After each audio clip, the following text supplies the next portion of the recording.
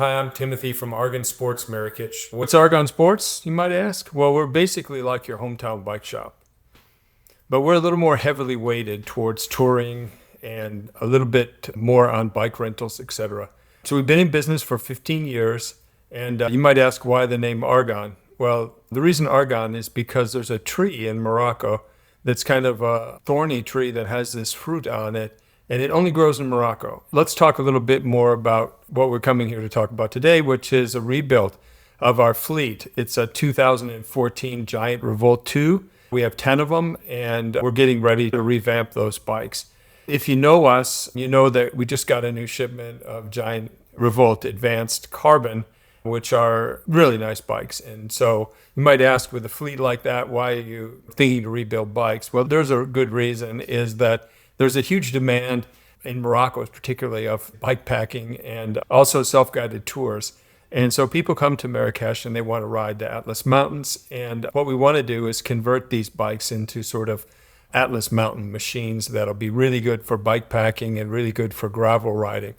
Believe it or not, our shop is at sea level. And from our shop, about 80 kilometers away, we can actually reach almost to 3,000 meters. So that means a lot of hairpins and a lot of vertical climbing, a lot of double-digit inclines for sure. Okay, let's start by taking a look at the bike itself and, why we would revamp this one. One thing I really like is certainly the frame geometry. It's got a slack seat post angle, which is really more comfortable, especially when stretching you out a little bit more on the bike. It also has this really low bottom bracket, which is good for control when you're in loose gravel and this kind of thing. And it has the mounts, rack mounts, or you might call them braze-ons. These are really good as well for trying to put together a bike packing or an ideal gravel bike. So let's look at the specs of this bike. So this original specs, the Revolt 2 is not really a great fit for what we were looking for as it's set up now for the Atlas Mountain machine. It has the Shimano Claris 3450, which is a road crank, which is sort of a standard compact setup. Let's look at the backside of it. We see an 11 by 32 8-speed cassette, which is really a road setup with a kind of short derailleur. This is not good for gravel either because you'll need a lot more gears on a gravel bike. The brakes are Avid mechanical discs, which are pretty good, but not completely ideal if you think about the mountains. So let's just say that our patient needs some serious upgrades. That's how I would put it. Patient needs a doctor. So what about the doctor? Drum roll. Well, our head mechanic, Saeed, is really an expert in rebuilding bikes. And so he, together with myself, we sat down and talked about this, how to convert these bikes into ideal Atlas Mountain gravel and bikepacking machines. So we identified 5 areas that we think we needed to look at and change. The first one was the hubs and the wheels and tires. So kind of a basic one. And then looking into the drivetrain, the cranks and the bottom bracket, what we needed to change there. The chain ring and the gear ratios, the braking systems, and the accessories like the bar tape and the pedals and this type of thing. So when you look at those different areas on the bike itself, then you can see where we have room for improvement. So we started the whole thing by stripping the frame down completely, cleaning it, and replacing. There's not so many bearings in this type of bike, but replacing the bearings that are there in the bike. And then we get started on the wheels and hubs. The original hubs in the 2014 Giant were designed for the 8-speed entry level. It was the HG type free hub. We decided we definitely needed to change that because 8-speed is probably not going to be the right number for us. We probably need something like 10 or 11 speeds. To do that, you'd need to change out the free hub. But when you change out the free hub, you really need to take care and decide which type you have on your bike. There can be the SRAM XD, the Shimano HG, and the micro splines type. In our case, it would be the HG. But, when we looked at that, we also realized that there's also the hub underneath it as well, that it's probably a good idea to buy some new hub sets. And the fact that we have Saeed who can rebuild wheels, which is a real benefit for us, we decided just to change the whole hub sets, and then we'll get the free hub as well with it. So in Morocco, the parts are imported, For that reason, we went to AliExpress and looked up in AliExpress, and we found this FAFXDX 530. And you have to look carefully at this part as well. This one is a 32 hole, which is important because there's 32 spoke holes also in the rim. And so we need to pick the type that is the same. Also, these bikes have quick releases in the front and the back. Some of the newer bikes have through hole, so it'll be a different kind of hub. So you need to make sure that it's the same kind of quick release in the front and the back. We got 100 millimeter and 135 millimeter quick releases. And this set comes with quick releases together.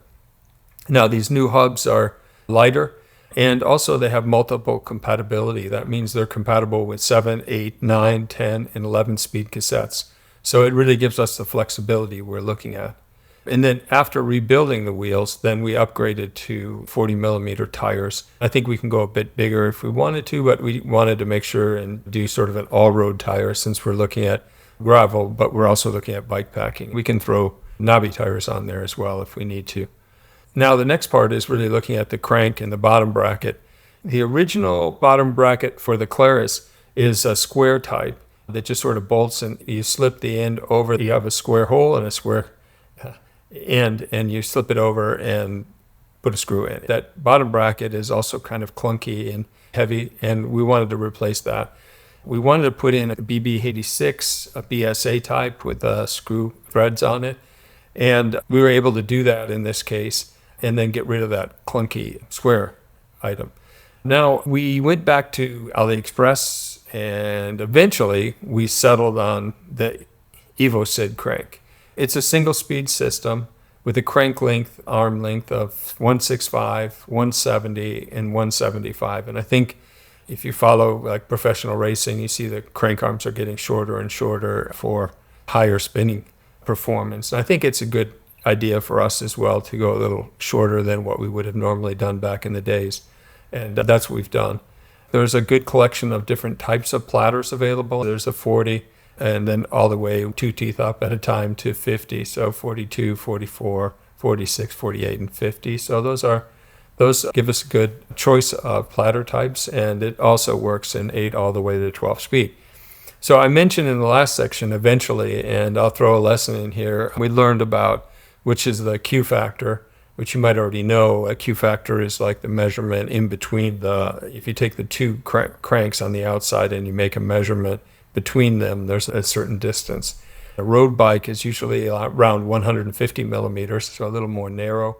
And the MTBs are 170, which are a little further apart. The road ones are that way, give you better aerodynamics and good pedal efficiency. Now the gravel is in between road and MTB, and so that's what the cranks are as well. So we're thinking it's going to be a gravel rebuild, and so we ordered a gravel crank. But we learned there's a problem in that the spindle length is a bit longer, and trying to get, even with a lot of spacers and so forth, we couldn't quite get that to fit. And so we had to go back to the drawing board. We measured the length, found out that it was 95 millimeters, and we noticed that that's exactly what the EvoSid road crank was, and so we went ahead and rebought again. So I think the lesson there is just carefully check the specs and measure that distance in the area of the bottom bracket and make sure you know your spindle length. So with that sorted, let's see Saeed.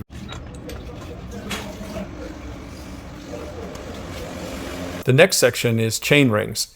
Chain rings and gear ratios are something that's really important in this rebuild. The original bike came with Shimano Claris 3450. Again, that's the entry-level compact road crankset. We're thinking self-guided tours, we're thinking bike packing, and these people are out on the road for a while, and they go a ways away. So if they were to call up and say, I have a problem with my front mech or something like that, then that can be a problem for both of us. Our thought was that by taking the front mech out of the whole equation, we make things simpler, and we make less adjustments that somebody would have to make as they're riding down the road, or because when you're riding up a mountain in large chain ring and you can't get it to go to the smaller chain ring, that's a big problem. So we want to make sure we make it simple on people. So the other thing about the one-by systems is that there's less mechanical issues because there's less parts. And also the modern ones use a narrow wide type of chain ring. So that's a chain ring where the tooth every other one is smaller. And on a 2x system, you usually have a kind of angle on the teeth to make it so it's easy to shift between the up and the down. But that also can mean you have a chain drop as well if it's not adjusted properly. So we just think that the 1x is a good solution for this kind of riding. So when we finish the bike, I think one of the other items of it is that it really does give like a clean look. And I think when you see it, you'll agree with us on that. Now let's look at the back end. I really think in the back end, it's important for us to think about a wide range because now we only have one gear in the front. So let's make sure we can get something really big in the back. And so what we found, we went back again to the AliExpress and looked up and found this LT-Woo GR7. It's a 10-speed group set. It's got the shifters and also got the cassette and the derailleur that goes with it. And we felt it's probably a good idea to buy it in a group because we know they'll work together as opposed to buying them individually. So that setup includes a big range, almost like a mountain bike on the derailleur. So it's got to go from 11 to something big like 46 or 50. So it needs to have a large reach. It also, this new setup is a clutched rear gravel-specific derailleur. So the clutch prevents chain snap when it's moving through the different gears and avoids any drops in the back. So the new 10-speed that we chose was a 46 tooth, and we paired that with a 42 tooth single front. So that means the climbing ratio is 0.92 to 1, which is a pretty good ratio. I mean, something less than 1 is basically 1-to-1 on the best ratio that we had on it, which you'll see this one being able to climb much better than the last. So now let's take a look at Said doing his work.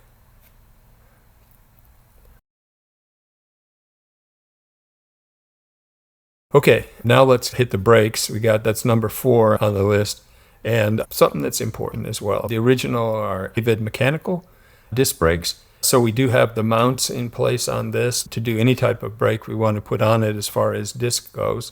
We looked at the hydraulic disc brakes, which are pretty good as far as stopping power and modulation, but they require a lot of maintenance as well. And you have the tubes that go in as opposed to the cables that go back, and our bike is set up routed with the cables.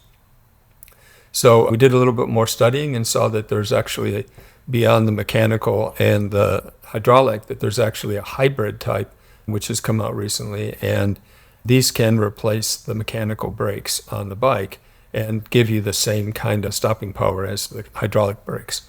So we went back to the AliExpress, found the Zoom HB 100, and you can choose different colors in the Zoom HB, red and black and blue and purple, but we really wanted black actually. So the other part of it is they have these little adapters on them, and so you should measure in your frame set the distances to make sure that this brake will fit on the bracket that's there on your bike.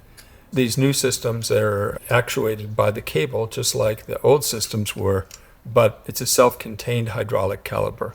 It gives you basically the same stopping power as the pure mechanical, or more than the pure mechanical brakes, and more like the hydraulic brakes, and it's easier to maintain. Okay, we're on section 5 now, which is pedals and bar tape.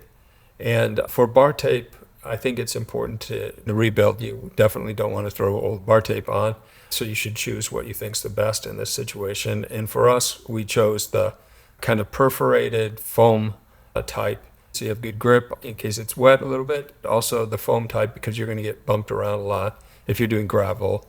And if you're on a long bikepacking trip, your hands will get sore. So we wanted to make sure and put something with some cushion in it. And for the pedals, we also used a kind of hybrid pedal, which is on one side, it's a standard SBD type pedal or platform. So you can use your biking shoes, like mountain biking shoes, and clamp in. Or if you want to, you can flip it over and just go on the other side just normally if you're going to get off frequently, or if you're on a rough area where you might want to release your feet from the pedals. So, and I think that's it. Let's take a look at the finished bike now. I think this thing really looks nice, much better than the original one. For the last step, we'll have Said go out and take it for a ride. What I'd say on this is, Said, that XL frame looks a little bit big for you. We also have the small frame, the medium frame, the large frame, and so we can have a bike size for most anybody that comes. So we have 10 of those ready. So I'll wrap it up now in conclusion. I hope the video was helpful to you.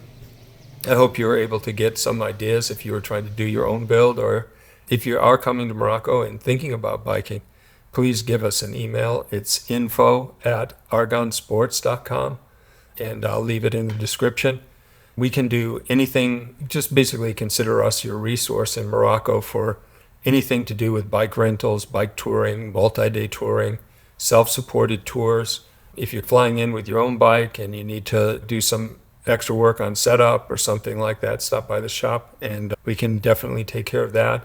Usually the people who do that have a bike bag, and so that's something that we've stored from time to time if that's something that's interesting to you. So we're basically a one-stop shop. This is Timothy signing off now for Argon Sports. Please do like and subscribe if you did like this video. We've also done a major rebuild on the Trance 27.5 and also on the Talon 27.5. So if I get a lot of interest on this, I'm sure I'll get the spirit up to do another one of these training or whatever you want to call it videos. Thanks so much. All right.